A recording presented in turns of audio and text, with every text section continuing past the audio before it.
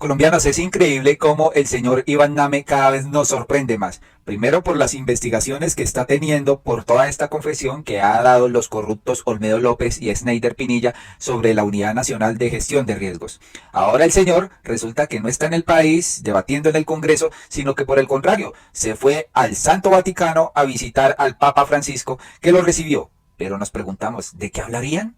Pues en la reunión, que duró más de 20 minutos, el congresista y sumo pontífice realizaron una reflexión sobre la fe y dialogaron sobre la actual situación del país. Esperemos que no haya ido a crear chismes allá, porque eso es lo que hacen estos políticos de pacotilla.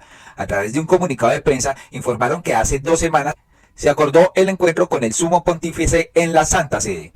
En la reunión, que duró más de 20 minutos, el congresista y el Papa realizaron una reflexión sobre la fe y sobre la situación actual del país.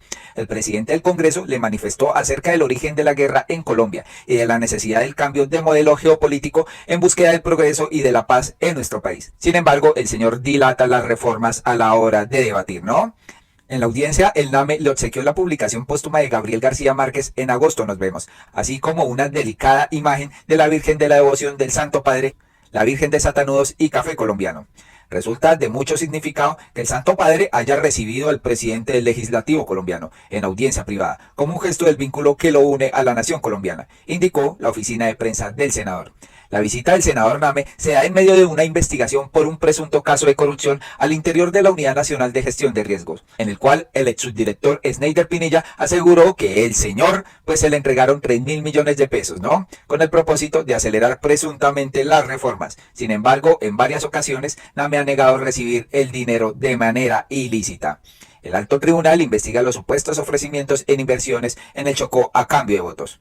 En concreto, estos ofrecimientos, que serían parte de los cupos indicativos, se habrían hecho en los municipios de Río Quito, Río Hiro, en el departamento del Chocó. Ante estas acusaciones, Name afirmó que no recibió dinero ilícito. Mi proceder democrático es contraevidente al decir que lo recibí en procura de favorecer las reformas que combatí enfáticamente y les consta a todos. Claro, esto es lo que han creado los medios, que supuestamente la plata que le dieron a Name pues era para apoyar las reformas, pero se dieron fue en la época preelectoral, pues cuando estaban eligiendo para las regiones, ¿no? Gobernadores y alcaldes. Está muy sospechoso esto, señores, era el botín de los corruptos. Y precisamente sobre este señor Iván Name, pues resulta que el señor Sneider Pinilla tenía una citación en la Corte Suprema a la cual sí acudió, no como Olmedo López, que se hizo el huevón y que tocó irlo a buscar. Pues este señor se presentó en la Corte Suprema, dio unas pocas declaraciones, pero aseguró que Andrés Calle, el señor Iván Name y la señora pues Sandra Ortiz pues tuvieron que ver mucho con esta corrupción, ¿no? Él dice textualmente, hice parte de una estructura criminal que le entregó dineros a congresistas. Pero escuchemos qué fue lo que dijo al llegar a la Corte Suprema de Justicia y cómo se desarrolló esta audiencia.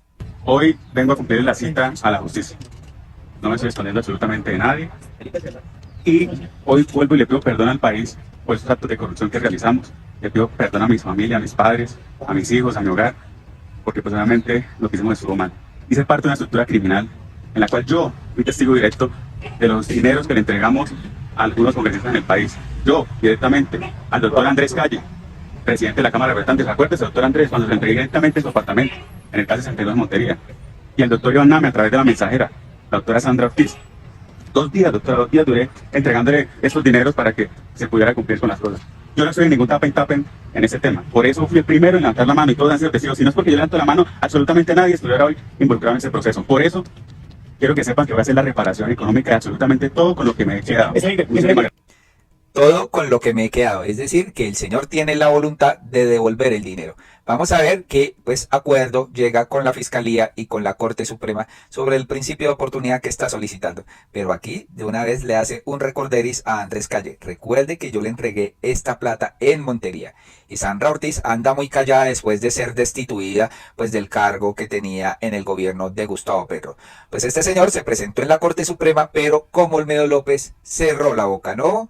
¿Qué pasó después de esto? Pues salió de allí de la Corte Suprema y dijo que se aplazó esta diligencia, esta declaración para el 5 de julio. Es decir, prácticamente en un mes exactamente. Pues guardó silencio mientras avanzaba el principio de oportunidad. Ellos quieren inmunidad total. Reitero que Iván Name y Andrés Calle y Sandra Ortiz están hasta las guacas de esta corrupción.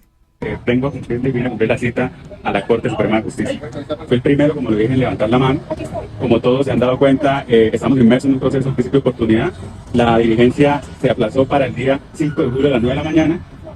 Igualmente, quiero que sepan que esto que estoy haciendo es bastante complejo y quiero aprovechar de nuevo para pedirle perdón al país, perdón a mi familia, a mis padres que están allá en el municipio. Yo sé que los he decepcionado, pero que de alguna otra forma vamos a salir adelante en el proceso. El 5 de julio esperamos ya tener acordado el principio de oportunidad y vendré a entregar todas las pruebas, daré todo el testimonio completo de lo que sucedieron en los hechos, porque como lo dije entrando, el doctor Calle, el doctor Iván Nami, la doctora Sandra Ortiz y el doctor Olmedo López van a tener mucho que explicar al país. Se radicó unas pruebas, ¿cierto? Se radicó unas pruebas.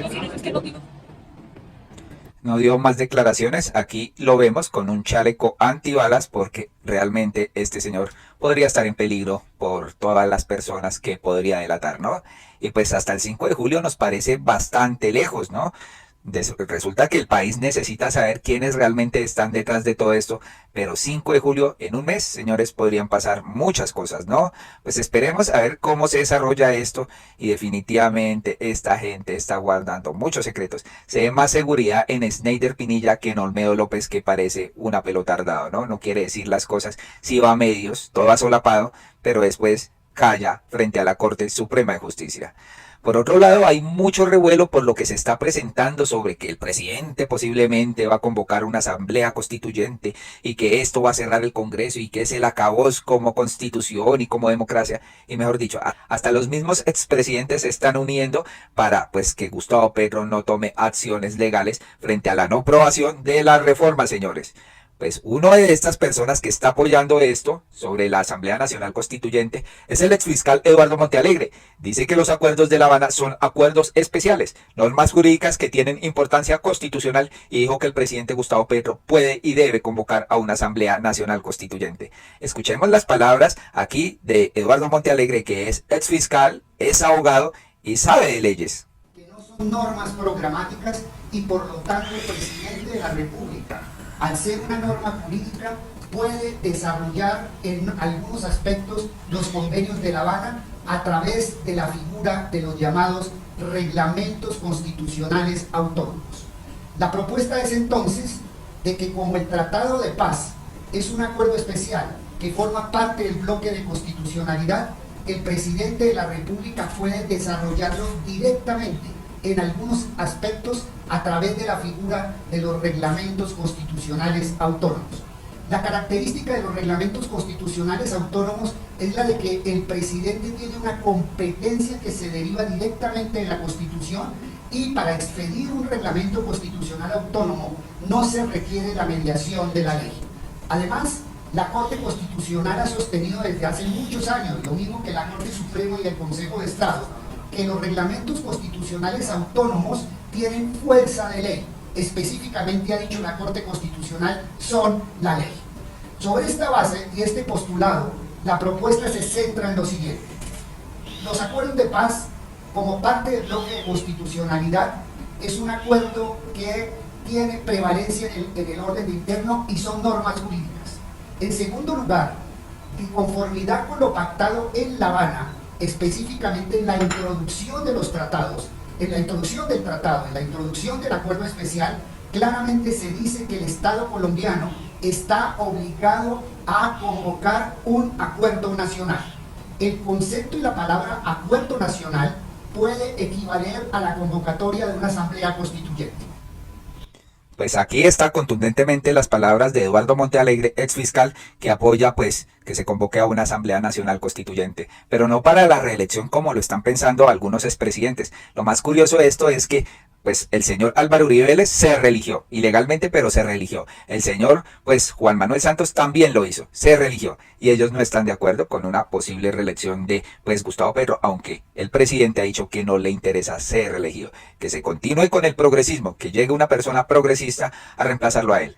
Pero él no está aspirando a esto. Sin embargo, los expresidentes están entrando en pánico porque piensan que Gustavo Petro se quedaría en el poder. Señores, hágame el favor, ¿no? Pues María Fernanda Cabal salió a criticar esto y dijo, ¿qué tal estos jueces del horror? Ahora sale el exfiscal Montalegre a decir que el acuerdo con los terroristas sí es un acuerdo especial cuando no lo es según los términos del artículo 3 común de los convenios de Ginebra de 1949. Así quieren el golpe de Estado para perpetuar a Petro. El acuerdo además es ilegítimo porque Colombia el 2 de octubre dijo no en las urnas al papel de La Habana que hoy Petro hace trizas al intentar negociaciones con Iván Márquez, terrorista de las FARC, dice aquí María Fernanda Cabal. Los veo un poquito asustados, señores, un poquito asustados. Pero vamos a escuchar al presidente Petro sobre las críticas que le han generado estos expresidentes. Y pues el señor dice, o sea, Álvaro Uribe se religió, el señor Santos se religió. Los que se religieron fueron ellos y ahora tienen miedo de que Gustavo Petro sea reelegido. ¿Por qué? ¿Por qué, señores? ¿Será que se les daña el negocito que les están destapando de la corrupción? Y así vamos estrellándonos contra una mentalidad que no quiere el cambio. Que no es el que yo proponga, puede haber caminos diferentes.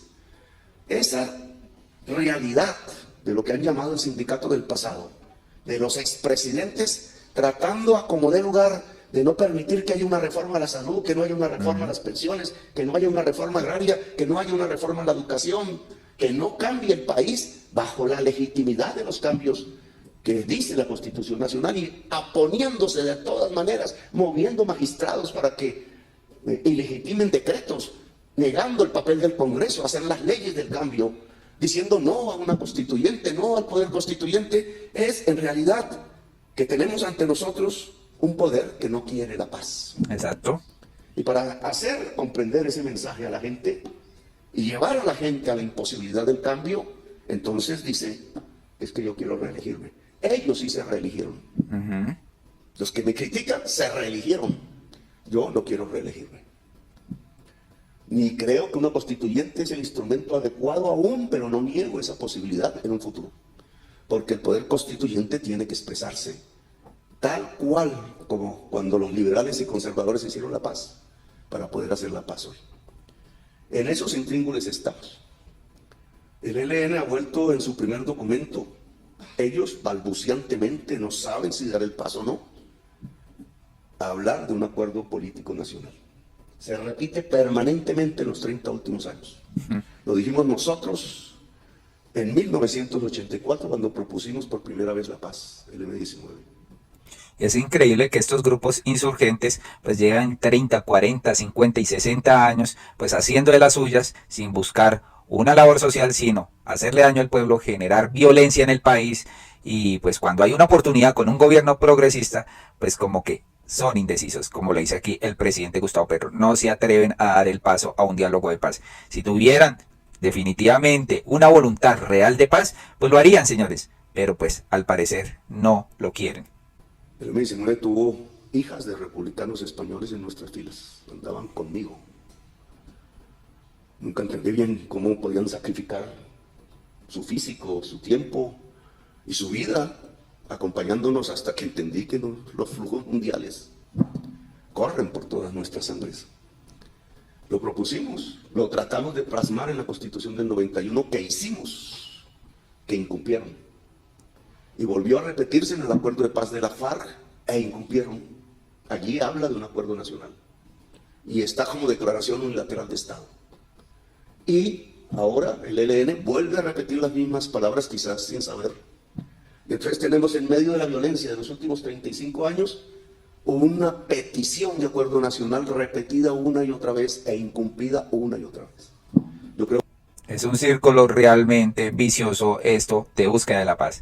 Pero uno que sí salió a atacar aquí al presidente Petro es el expresidente Duque, al cual le están destapando tremendos casos de corrupción en su gobierno y que ha guardado silencio frente a esto, ¿no? Pues el señor dice que en una entrevista con Vicky Dávila de Revista Semana hablaron del libreto que quiere articular el gobierno para violar la Constitución con el propósito de perpetuarse en el poder. Las instituciones no van a permitir este golpe a la institucionalidad democrática. Hasta Santos por ahí dijo que si el presidente Gustavo Petro le da pues órdenes ilegítimas a las fuerzas militares, pues que estos tenían todo el derecho de irse en contra del presidente. ¿Cuándo ustedes han visto que Gustavo Petro ha dado una orden ilegal a las Fuerzas Armadas? Por el contrario, les está dando la mesada 14, por Dios, señores. Aquí los malos son otros y eso nos estamos dando cuenta. Escuchemos aquí a Iván Duque. Petro acaba de decir algo muy delicado. Dice, Ella ellos es sí súper se delicado. reeligieron, los que me critican se reeligieron. Yo no quiero reelegirme ni creo en una constituyente que es un instrumento adecuado aún. Pero, oiga, aquí está la noticia, no niego esa posibilidad en un futuro, porque el poder constituyente tiene que expresarse tal cual como cuando los liberales y conservadores hicieron la paz para poder hacer la paz hoy. O sea, se quiere reelegir con el cuento de la paz. Ay, no, Dios mío, bendito. Ay, ay, qué teatro, cómo se coge la cabeza la señora. Como que no le gusta que pues se reeligiera Gustavo Petro, pero si dijeran Uribe, ahí sí estaría en primera fila. Hágame el favor. Eso es lo que llevo diciendo durante toda esta entrevista y por eso, Vicky, pongámosle mucho ojo que la estrategia solamente la pueden consumar cuando tengan el control absoluto de la Corte Constitucional. Por eso, si usted se da cuenta, él es ambivalente, es ambiguo. Un día dice, después recoge. Y él está tratando también de mantener viva esa opción para que su gobierno no entre ya en la fase natural que tienen los ciclos políticos, y es que ya entra el gobierno a la parte final y empiezan a salir candidaturas y empieza a hablarse de quiénes van a ser quienes lo sustituyan a él o lo reemplacen en el año 2026. Quieren seguir capturando el debate electoral, quieren seguir manteniendo vivo ese mensaje y por eso es ambivalencia. Hoy no es posible, bajo ningún punto de vista, lo que el gobierno quiere lograr, de una reelección a través de una constituyente hechiza sin cumplir los requisitos que establece la Carta Política. Porque hoy seguimos teniendo no solamente una Corte Constitucional que interpreta con fidelidad la Carta Política, y tenemos un Congreso que se ha sabido parar en torno a muchos de los adefesios normativos que se han presentado. Pero la estrategia, como lo acaba usted de leer en esa red social, que es el Petroverso, el mundo donde el presidente le gusta permanecer la mayor parte del día, manteniendo la amenaza sobre las instituciones, y los colombianos tenemos que decir que no le vamos a hablar a eso. Están definitivamente muertos del pánico, presuntamente porque Petro se va a reelegir, ¿no? Pues aquí dicen, y no hablaron de las cagadas que hiciste y de lo que agarraste hasta con tu mamá, ¿no? 83 billones, así deja Duque a Colombia. Duque es el campeón absoluto del déficit fiscal. Pero aquí le recuerdan al señor Iván Duque. La Contraloría reveló nuevas irregularidades por más de 5 billones de pesos en la Unidad Nacional de Gestión de Riesgos. Una parte sucedió en el gobierno de Iván Duque. No habló absolutamente nada de la plata que se le perdió a este señor en su gobierno. No más, pues la pandemia fue un foco de corrupción. Ahí los corruptos aprovecharon pues todo esto que estaba pasando para agarrar recursos hasta de la Unidad Nacional que compró tapabocas cuando no estaban autorizados para hacerlo. Increíble, señores. Colombianos, hasta acá este video. Les pedimos que compartan qué opinan de las palabras del presidente. Realmente los que se reeligieron fueron ellos, ¿no? Y ahora buscan bloquear al presidente de todas las formas. Muy amables y hasta pronto.